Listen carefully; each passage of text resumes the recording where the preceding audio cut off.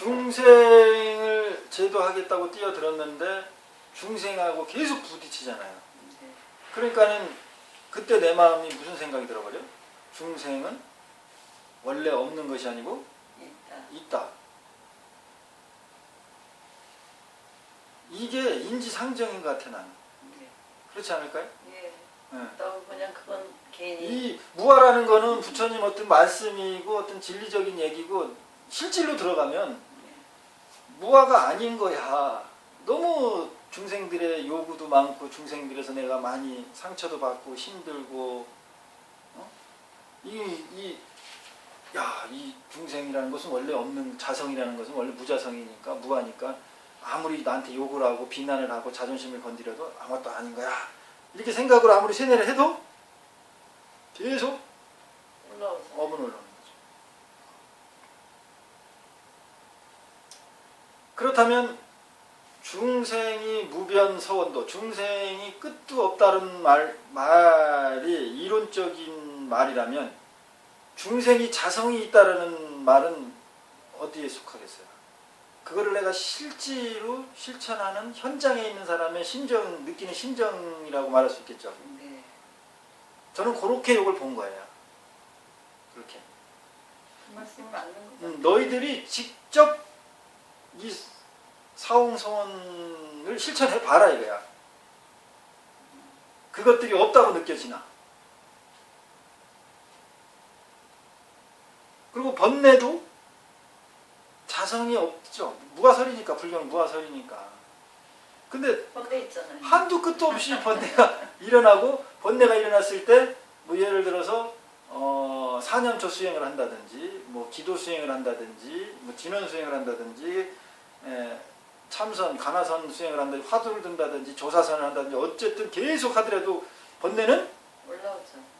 어느 경지가 되기 전까지는 계속 올라오고 마치 그것이 자성이 없는 게 아니라 자성이 있는 걸로 실질적으로 느껴져 버리는 거예요. 자성이 있더라도 중생이라는 자성이 있더라도 중생이라고 원래 정해진 게 있더라도 변함없는 중생이 있더라도 나는 중생을 제도하겠다. 자성중생 서원도, 자성번뇌 서원다.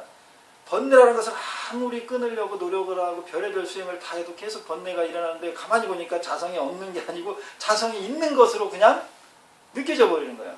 그렇더라도 나는 서원단. 요 심정의 어떤 구조를 좀 이해하시겠어요? 네. 그렇다는 거죠. 내가 이것을 이렇게 자꾸 강조해서 얘기하는 거는 행이 중요하다는 걸 의미하는 거예요. 행을 직접적으로 한 사람들한테는 이런 심정이나 이런 것이 일어나고 느껴질 수 있다는 거지. 불교는 그렇게 행을 하게끔 움직여주기 위한 전부 8만 4천 가지의 모티브지, 사인, 신호지 그 자체가 아니다. 자성불도 서원성. 모든 것은 어쨌든 자성이 없어야 돼. 무자성이어야 돼. 무아해야 되는데 불도를 이루겠다는 것도 사실은 내가 목표를 가졌으니까 그것에 자성이 있는 겁니까? 없는 겁니까? 목표를 가지고 있으니까 그 자성이 있는 거야. 그 상태에서는.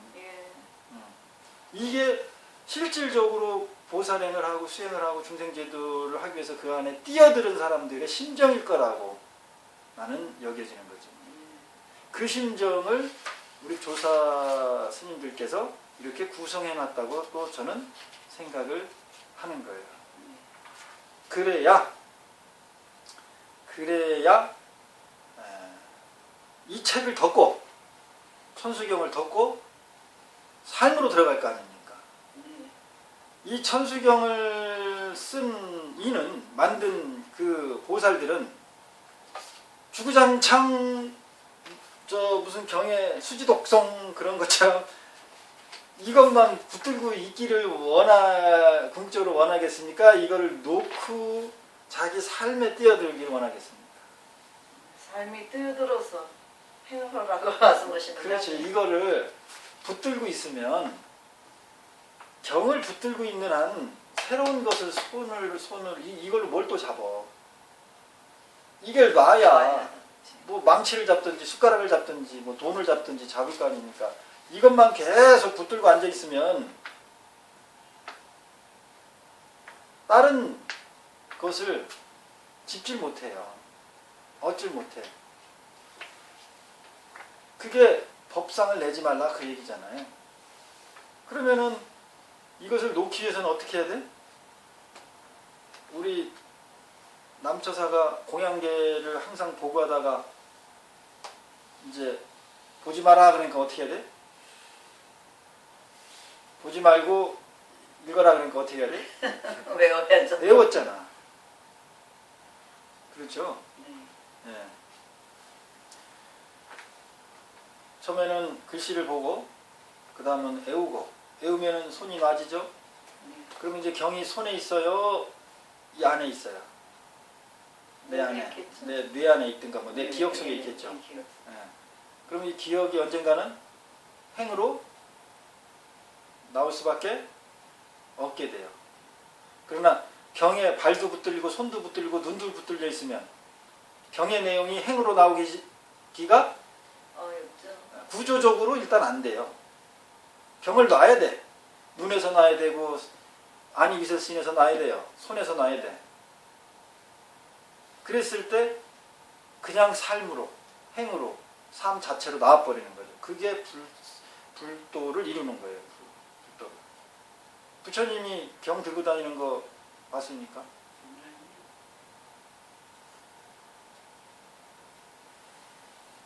자, 이제 요런 이제 이미지를 딱 가지고 요걸 한번 다시 딱 이제 여러분 따라해 보세요.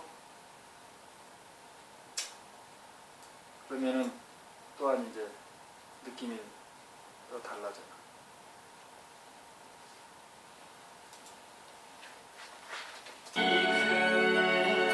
원을 세웁니다. 가히 없는 평생을 맹세코 견지다.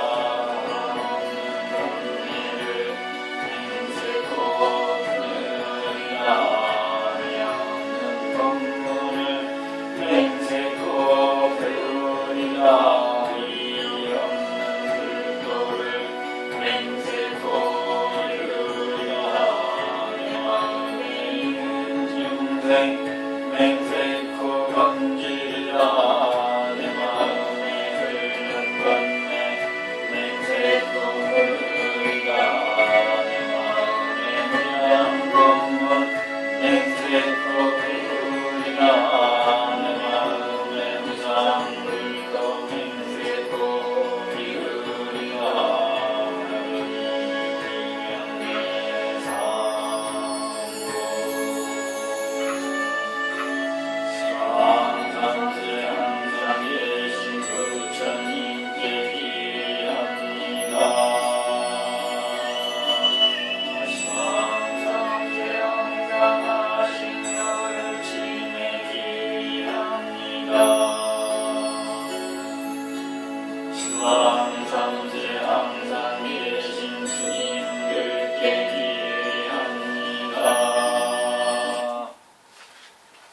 자, 이제 그만할까요? 재밌네. 다 할까요? 다요. 다요? 자, 그러면은 이제 그 사홍선이 이제 좀 더 내 가슴으로 다가왔습니까? 네. 네. 근데 그냥 지금 말씀하신 그냥 천수경의 한 구절이지 그게 정말 내가 해석할 수 있을까 하는. 근데 스타일은 저거 비슷한 것 같아. 무조건 뛰어들어서 그럼요. 네, 닥쳐가서 그냥 헤쳐나가는 방법. 네. 그건 제가 참 좋아하는 스타일이거든요. 지금 그러니까 예전 지금같이 정보가 많은 시대, 학문이 많이 평준화되는 시대가 아닐 때는 새로운 이런 내용을 모르죠. 일반 뭐 서민들, 뭐 천민들, 뭐 상민들 몰랐을 거 아닙니까? 그러니까 이런 것을 가르쳐 주는 게 첫 번째 의무가 있었어요. 큰 의미가 있었죠. 알아야 행할 거 아닙니까? 그렇게 이제 그 전제 조건이 크게 어필할 수 있는데 지금은 알아야 행할 거 아닙니까? 이 말은 핑계로 들려요. 다. 지금 모르기 때문에 안 합니까? 오히려 알기 때문에 안 해요. 아는 것으로 만족하는 거야. 알면은 자기가 다 했다고 생각을 하는 거죠. 거기서 네. 안위를 가져버려. 그래서 네. 요새는 오히려 알기 때문에 안 해요. 모르면 오히려 해. 이게 뭐 궁금한 거, 스님이 뭐 대단한 어떤 그 경지에 있고 큰 어떤 뭐 예를 들면 대단한 이의 그 진의를 어떤 신통력을 보여준다. 전혀 노출된 게 없이 요번에 처음 노출시키고 뭐 어쩌고 그래봐요. 막 하려고 하죠. 그럼요. 네. 근데 딱 알려주고 나면 안 해요. 안 해. 그래서 지금은 그 어떤 명제의 그 파워, 메타포 같은 게 옛날하고 달라요.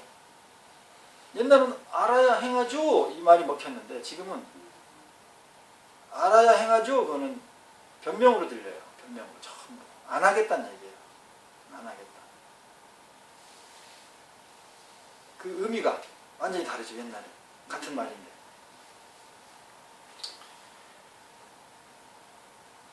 그래서 지금은 무슨 일을 해야 되냐면 사실은 경을 덮는 일을 해야 될 것 같아. 내가 볼 때는 경을 덮는 일을 해야 돼요. 경을 보지마 읽지마 막 이래야 될 것 같아. 오히려 그리고 읽을래 할 거야 막 이렇게 더 하면서 행을 하지 않을까 그런 생각을 저는 오히려 그렇게 이제 방편을 써먹는 거죠. 그러면 예전에는 경을 자꾸 봐 수지독성에 해 한 것이 지혜의 말씀이었다면 그것이 중도의 개념이었다면 지금은 경을 덮어 하는 게 지혜의 말이고 중도의 가치관이라고 얘기할 수 있는 거예요. 그러니까 중도에 맞는 가치관이에요. 옛날에 무조건 경을 봐라고 강조했던 것이 중도의 지혜였다면 지금은 보지마 예를 들면 하는 것이 중도의 지혜라는 말이에요. 안 보면은 모르면 뭐 안 하는 사람도 있잖아요. 네? 대중화는 아니잖아요. 그게 보편성인 건 아니고 물론 그렇지 뭐 어떻게 다 일반화에 예. 우리가 전부 일반화의 오류를 범할 필요는 없어요. 전부 획일적인 공산당도 아니고 획일적으로 다 하고 부처님은 그런 걸 또 원하지도 않았고 자기 근기에 맞춰서 통상적으로 인연이 있는 흐름에서의 말이지 무조건 똑같이 어른이 밥 한 그릇 먹는 걸 갓난아한테 밥 한 그릇 주는 그거는 그 평등이 아니잖아요. 그건 폭력이지. 경기에 따라. 그런 거거든요. 그래서 우리가 지금 생각하고 있는 모든 이런 것을 한번 다시 다 이렇게 내려놓고 뒤집어서도 생각해보고 좌우로도 돌려놓고도 생각해보고 그렇게 해볼 필요가 있다는 거죠. 그리고 이제 여기 보면 발원이 귀명내 삼보 이렇게 돼 있잖아요. 네. 발원이 귀명내 삼보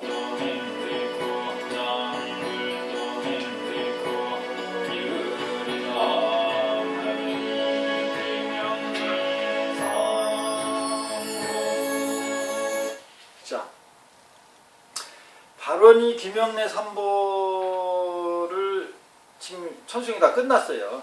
네. 왜 끝 대목에 이걸 넣었을까요? 그때 보게. 이거 봅시다. 원래 순서적으로 이렇게 보면요. 우리가 예를 들어가지고 이제 바깥에서 야외 법회를 한다든지 단을 세워가지고 뭐 법문을 한다든지 이렇게 법회를 한다든지 이럴 때 네. 시방상주 부처님, 뭐 시방상주 무슨 뭐 달마, 뭐 시방상주 승가 뭐 이렇게 삼기를 한단 말이에요. 예. 그러니까 항상 부처님이 이 우주 공간에 계십니다라는 걸 먼저 상기를 시켜주는 일을 먼저 해요. 네. 근데 이건 경이 끝났어. 네. 끝나는 대목에 왜 이런 부처님 불법승 삼보에 귀의하는 그런 예를 집어넣었을까? 삼귀를 원래 맨 앞에 하는데 네. 항상 그랬잖아요. 법회할 때도 삼귀 앞에 하죠. 제 생각에는 여태까지 이제 그 우리가 어떻게 하겠다 이루리다든지 그런 거를 이제 말씀드렸잖아요. 거기에 대한 부처님에게 다시 재확인해서 그분들을 공경하는 마음을 돼서 다시 그 단단하게 하기 위해서 그런 거 아니에요? 마음을 단단하게 하기 위해서. 네. 그 시방 봅시다. 시방 3세 항상 계신 시방 상주 이렇게 해요. 한문으로 하면. 그러면은 시방 3세라는 뜻은 시방은 공간, 우주를 3세는 시간. 그러니까 시공을 얘기하는 거잖아요. 시공. 예. 공간만 온 우주만 얘기하는 것이 아니라 그 시간까지 다 초월된. 네. 그러니까 상주하는 거예요. 그래서 항상 계신 이렇게 되는 거예요. 상주. 항상 주하시는, 항상 계시는. 시공을 초월해서 항상 계시는. 부처님께 귀의합니다. 그런 뜻이잖아요. 네. 예, 이렇게 이제 불법성 3보로 되는데 시간과 공간에 전혀 관계없이 항상 계신다고. 그러면 어디든지 다 있는 거죠. 네. 이 컵 안에도 있고 컴퓨터 안에도 있고 네. 뭐 교회에도 있고 교인한테도 있고 불자한테도 있고 흙 안에도 있고. 그래야 이 말이 맞죠? 시방 상주 부처님. 예. 그래야 맞는 말이잖아요. 네. 그러면 우리가 이 여태까지 천수경을 읽고 독송하고 그런 중간에도 있었고 그것을 설명을 듣고 수행하는 중간에도 있었고. 예. 그런데 그 항상 있었는데 우리가 스님 설법 아까 같이 스님이 막 이렇게 막 격앙되게 설명하면 거기서 부처님을 봅니까? 스님을 봅니까? 스님을. 스님의 말을 보죠. 네. 예. 원래 저기 맨 처음에 기도했던 우리가 서원했던 그거를 다시 재강조, 지신 기명례를 강조하고 부처님에게 그러니까 그 마음을 지금 먼저 다시 다진다는 생각뿐이 들지 않았는데 부처님께 한 번 더 이렇게 그런 마음 자세. 마음 안에도 부처님 있습니까? 없습니까? 뭐 시간에도 있으니까 마음 안에. 마음에도 항상 있죠. 근데 마음에서 부처님을 봅니까? 마음을 봅니까? 생각, 마음을 보죠. 의지를 봅니까? 뭐 사홍서원 세웠으면 서원을 봅니까? 부처님을 봅니까? 서원을 생각을 하죠. 그렇지. 서원을 세웠으면 서원을 보고 네. 마음이 있으면 마음을 보고 감정이라면 감정을 보지. 네. 거기서 부처님은 못 보죠. 예. 그렇게 못 보고 있다 이 말이에요. 다시 봐라요, 그러니까. 예. 못 보고 있잖아요. 이 순간에도 네. 부처님을 보는 게 아니고 스님 뵙고 있잖아. 뭐 나를 보거나 아니면 무슨 생각을 보거나 네. 어떤 뭐 자기가 어떤 의지를 세웠으면 의지를 보는 거지 부처님을 보는 게 아니라고. 그럼 스님이 또 이렇게 하면 또 부처님 부처님 모셔놓은 그 부처님 이 부처님을 얘기하는 줄 아는데 그걸 얘기하는 게 아니에요. 그 또 정해진 부처님 상이라고 생각하면 그건 또 완전히 천리만리 또 떨어진 거야 진리하고는. 그러니까는 지금 이 구조가 무슨 구조예요? 저기 스님이 이렇게 말하는 구조가 시공을 초월해서 부처님 있습니다. 자꾸 이 말을 강조하고 이렇게 되뇌고 거기서 부처님을 봤습니까? 마음을 봤습니까? 생각을 봤습니까? 서원을 봤습니까? 거기서 부처님을 봐야 된다. 이렇게 하는 이 구조가 스님이 이런 구조를 만드는 게 왜 그러는 것 같아? 구조적으로 지금 구조적으로 형태적으로 상황적으로 어떻게 되게 하려고 여태까지 이제 그 경을 공부했잖아요. 지금 말씀하신 대로 경을 덮고 부처님을 봐라 그러면 부처님 보면 또 부처님이 또 딱 붙잖아요. 그렇지. 네. 그럼 그럴 때는 어떻게 또 해야 돼요?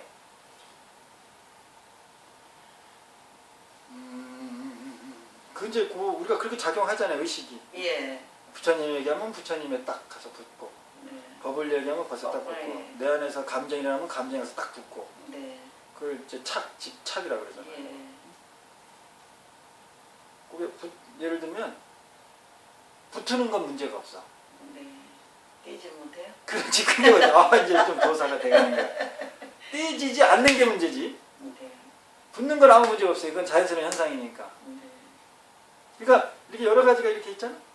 그러면 이렇게 하면 이 손하고 얘하고는 떨어져 있어요. 그렇지. 떨어져 있죠. 이렇게만 하면 돼. 네. 요 존재는 이렇게. 네. 예. 예. 부처님, 법, 무슨 감정, 업장, 무슨 뭐 여러 가지 뭐 생각 이렇게 한번 붙었다 떨어지고 한번 붙었다 예를 들면 이렇게 하는 건 아무 문제가 없어. 네. 요거를 보고 뭐라냐면 초월했다 그래. 자유롭다 그래. 요거를. 그 문제는 뭐가 되겠어요? 여기 딱 붙어서 떨어지시. 붙어서 얘가 돼버리는 거야. 얘.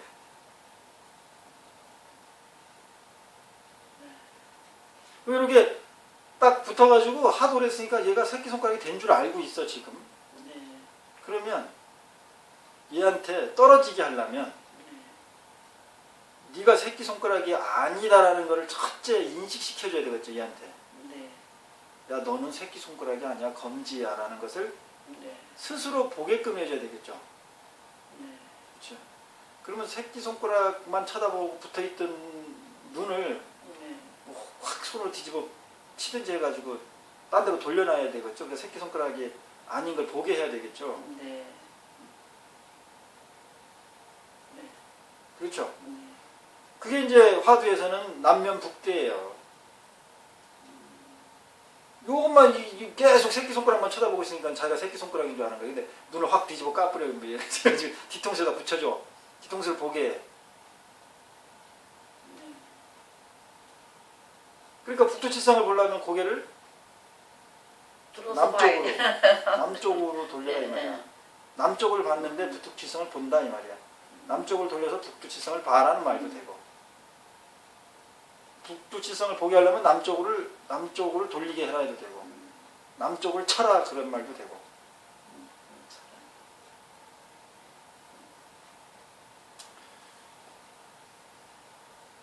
이제 이런 상황을 이제 그냥 한 말로 하면 뭐냐면 깨어 있게 한다, 깨어 있게만 한다. 이렇게만 한다. 깨어 있어야만 된다. 이 깨어 있다는 게 무슨 얘기냐면 자기가 집착했으면 집착한다는 걸 알고 떨어지면 떨어진다는 걸 아는 거예요. 네. 그럼 그 옆에 게 보이죠? 네. 그 붙고 싶으면 붙고 또 떨어지고 싶으면 떨어지는 거예요. 이것이 자유야. 이게 절대 자유야. 선이 좋아서 선에 붙고 싶으면 붙고, 악이 좋아서 악에 붙고 싶으면 붙고, 떨어지고 싶을 때는 얼마든지 떨어지고. 이거 자유롭죠? 네. 이걸 초월이라고 합니다. 이걸 자유라고 합니다. 이걸 해탈이라고 할 수도 있고. 그러면 떨어질 때 억울한가? 아쉬운가? 아쉬움이 없어요. 전혀 없죠. 그래서 요 붙었다 떨어졌다 이런 마음이 항상 고요하겠죠. 네. 해탈이라고 합니다. 여여하다고 하는 거죠. 열반이라고 하는 거예요. 그런데 이런 물질을 가지면 물질이 갖는 근본적인 특성이 있어요. 붙었던 거 떨어뜨리려면 힘이 들고 아파. 물리적 작용이 있어요. 네. 그래서 그게 조금이라도 남아있어. 네. 상처가. 네, 상처나 어떤 그런 작용들이 떨어지거나 붙거나 할 때. 네. 그러면은 그것이 어떤 걸림 있는 자유잖아. 그렇죠. 네. 그래서 요 물질 관계된 것까지 모두 다 없애진 상태의 열반, 그 무여 열반이라는 거예요. 무여 열반. 그거는 이런 물리적인 현상까지도 하나도 없어. 없어져요. 그런 자유로움, 그런 여여함이 되는 거죠. 무여 열반과 유여열반, 예. 물질적인 열반과 물질까지 다 없어진 열반, 유여열반, 무여열반도 이렇게 이제 우리가 이해를 할 수 있다 이 말이에요. 그래서 이 시방 3세 항상 계신 부처님께 귀합니다. 시방 3세 항상 계신 가르침에 귀합니다. 요것이 우리가 예불 할 때 지신 기명내 시방 3세 제망 차례 거기도 똑같이 들어가죠. 시방 3세 네. 제망 차례. 제망 차례라는 것은 물리적인 어떤 그 구체적인 그 나라, 세상, 세계 이렇게 생각하면 돼요. 우주의 행성 아니면 어떤 나라. 보통 차례할 땐 그런 의미예요. 제망 차례. 그런 부처님께 귀합니다 이렇게 하는 게 예불이잖아요. 네. 그러면은 모든 시공간에 존재하는 부처님께 귀합니다. 그러면 상단에 있는 부처님만 귀하는 건가? 그 부처님한테만? 거기에만 부처님이 있는 게 아니고 내 안에도, 내 세포 안에도, 내 생각 안에도, 내 마음 안에도 시공을 총괄했으니까 다 있잖아요. 그러면 거기에 그것에 귀하는 거예요. 그러니까 사실은 귀할 때가 있다 없다? 없다. 없는 거예요. 근데 우리는 예불하면서 절할 때가 있다고? 생각하죠. 그 생각에서 벗어나서 그걸 보게 하는 게 뭐예요? 그게 사실은? 그게 깨우침이고 그게 귀하는 거예요. 그게 귀하는 거예요. 그게 귀하는 거예요. 귀할 곳이 있어서 그걸로 갖다 절하고 인사하고 가서 쓸어 앉는 게 귀하는 게 아니고 귀할 곳이 없다라는 것을 깨어있으면 알잖아. 네. 내가 이렇게 저기 상단을 향해서 부처님 향해서 이렇게 절을 하는데 스님들을 향해서 이렇게 절을 하는데 저 스님한테 절한다, 저 부처님한테 절한다, 귀한다고 생각을 하고 있잖아. 그리고 절을 하는 거잖아요. 그런데 시방 3세 항상 계신대잖아. 거기에 목숨 바쳐 예를 돌아간대잖아요. 그럼 시방 3세 시공을 초월해서 있다면 법단에 있는 스님만 스님이 있는 게 아니고 상단에 있는 부처님만 불단에 있는 부처님만 부처님이 계신 게 아니고 내 안에 내 몸뚱이에 내 위장에 내 콩팥에 내 손톱에 내 눈곱에 다 있잖아요. 어디다 귀의할 거예요?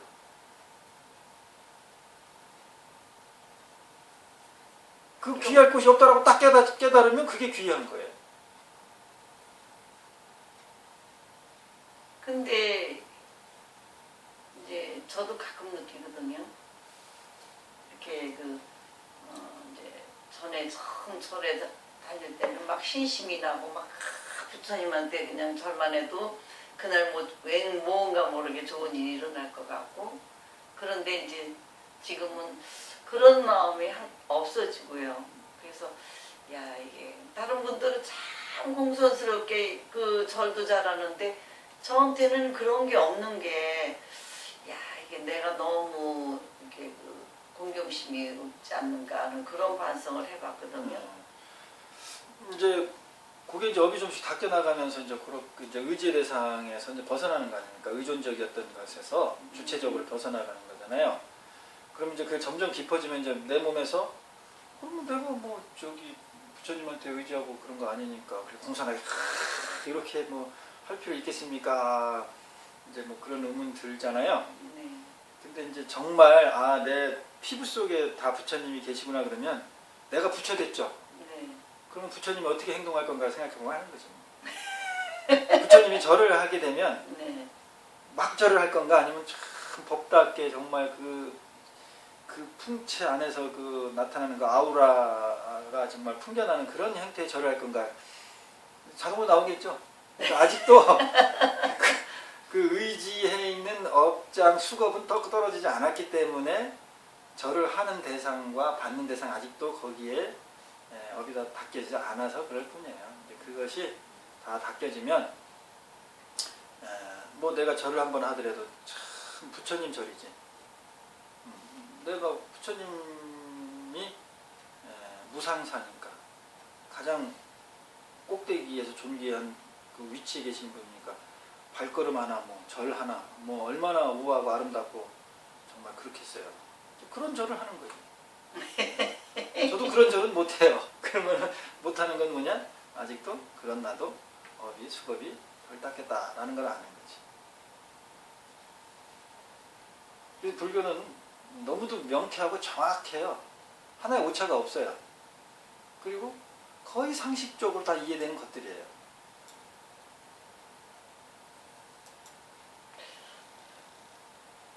그래서 우리가 예불 할 때도 오늘 스님이 말한 이 인연을 아마 이제 좀 기억이 나셔야 될 겁니다. 그래서 내가 절을 하면서 저 대상에 의존해서 지금 절을 하고 있는가, 내 안을 들여다보면서 절을 하고 있는가, 그것을 이제 문득문득 이렇게 떠올리셔야 되고, 우리가 뭐 축원을 한다든지 기도를 한다든지 서원을 한다고 했을 때도 내 마음이 의존의 형태에 머물러서 지금 기도를 하고 서원을 세우고 있는 것인가, 그것을 돌이켜서 회광반주에서 나에 있는 자성부를, 내 세포를 그 세포 속에서 그 답답하게 찌들어 계신 부처님에게 광명을 주는 그런 일을 지금 하고 있는가, 이제 그렇게 이제 되돌아보는 거예요. 그러니까 이제 이렇게 되면 연부를 할 때도 달라지는 거예요. 연부를 자꾸 제가 이 몸 전체가 울려야 됩니다 이렇게 자꾸 얘기를 하잖아요. 연부선을 가리킬 때 그것도 내 세포 안에 있는 부처님을 녹화한다고 생각하시면 돼요. 70조 개의 세포가 있대요, 몸 안에. 그 안에 전부 70조 개의 부처님이 계시는 거죠. 그러면은 지금 내가 왜 부처님 행이 안 나오느냐? 어쨌든 부처님 겉을 뭐가 내 욕심이나 이런 게 이렇게 씌웠으니까 그걸로 표현될 거 아니에요. 그러면 그 껍데기를 나의 소리로서, 진동으로서 깨트린다고 그렇게 생각해도 상관없어요. 그러는 게 오히려 더 집중이 잘 돼. 그렇게 해서 깨트려지기만 하면 그 안에 부처님의 광명이 발현될 거란 말이에요. 그게 바로 자금광이에요. 육문상방 자금광 이런 구절이 있거든요. 우리 몸 육근에서 전부 빛이 발해지고 우리 세포 털구멍에서 전부 빛이 나온다는 거거든요. 그렇게 우리가 해석을 할 수가 있어요. 연불도 이제 그렇게 그런 단계로 올라가서 연불선을 하고 진원도 하고 그렇게 되는 거죠. 연불하면은 세포가 바뀐다고 그런 말씀이 그럼요. 지금 바로 연불을 그렇게 열심히 하면요, 이 몸이 그렇게 부드러워져요. 그냥 어느 날 이렇게 만져보면요, 그냥 얼음 파는 미끄러지듯이 쭉쭉쭉쭉 미끄러지는 그런 이 세포가 완전히 다시 재생되는 거겠지. 근데 조금이라도 힘들어요, 아주. 명현현상이라고 그러죠. 명현. 명현 반응이라고 그러죠. 네. 그 과정에 힘든 상황이 오게 돼 있어요. 그리고 우리 몸에서 어떤 자각 현상, 고통 그런 게 오는 것은 그게 나를 괴롭히려고 오는 것이 아니고 자각 현상이에요. 그야말로 여기가 이렇게 아프다고 신호를 줘야 마음에서 인식하고 거기에 피를 보내고 영양소를 보내서 거기를 치유할 거 아닙니까? 치유가 될 거 아닙니까? 그러니까 그것은 희망의 메시지지 고통의 메시지가 아니에요. 내가 아프고 힘들고 이런 거는 본질적으로 그래요. 본질적으로. 물리학적으로도 그래, 생리학적으로도 그렇고. 그러니까 그런 우리 생각만 그렇지 않게 생각하는가 왜곡돼 가지고 몸이 여기저기 쑤시면 그냥 아프고 짜증나고 하는 그것에 익숙해 있지. 야, 요게 이제 뭔가 새로운 희망의 메시지다라고 우리는 그런 습을, 그런 경험을 한 적이 거의 없어서 고통스러우면 아프다고만 입력이 돼 있지. 야, 그것이 새로운 세계 문을 여는 것이다라고 경험한 적이 없어요. 그래서 에디슨은 수많은 그 발명품을 만들었을 때 90%의 노력을 했다는 것은 90%가 실패했다는 그런 얘기잖아요. 99.9%의 노력이 1%의 뭐 영감이라고 그랬나? 그럼 99.9%가 계속 실패했다는 걸 의미하는 거예요.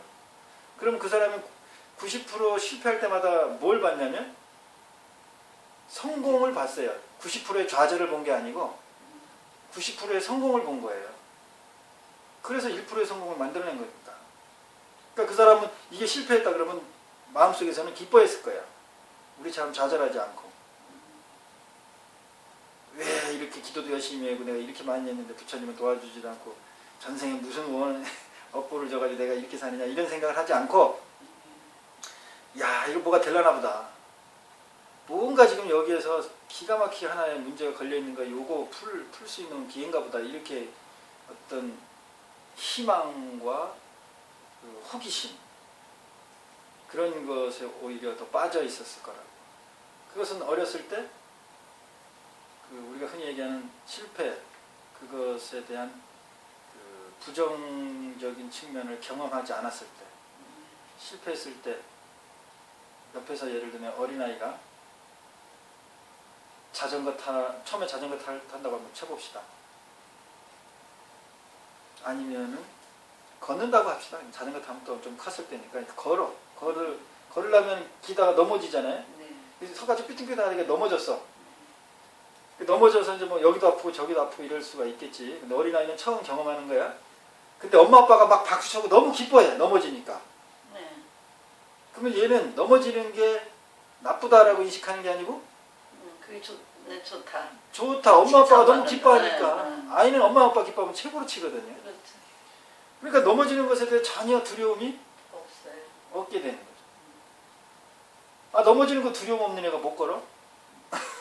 넘어지고 우는 이유가 엄마 아빠가 놀래가지고 그 소리에 그 애들이 때문에 겁을 먹는 놀래잖아요. 거야. 애들 넘어져봐. 넘어지기 전부터 겁을 먹죠. 오, 막 이래. 그러니 그 공포심이 애들은 언어가 소통이 안 되니까 마음으로 먼저 일체가 되거든요. 엄마하고. 벌써 엄마 불안한 마음이 걔가 느꼈는데 이렇게 할 때 넘어지려고 할 때 그리고 넘어지고 나서 큰일 났구나 이제 하니까 이제 우는 거지. 공포심. 그게 그 경험치가 그래서 이게 갓난아이 때 엄마와의 이 소통이 마음의 이 교류가 정서적인 교류가 그 사람 인생 전체를 지배해버려요. 그래서 3살 뻗어 80까지 간다는 거예요. 옛날에 80이라는 거는 죽은 다음을 의미해요. 보통 60까지를 받잖아요. 네. 죽어서까지도 지배한다 그런 의미가 다음 생에도 지배한다 그런 뜻이에요. 3살 버릇이 80 간다는 말. 우리나라 언어가 참 대단하죠. 그렇지 않습니까? 옛날에 80 못 살았죠. 거의 없잖아요. 네.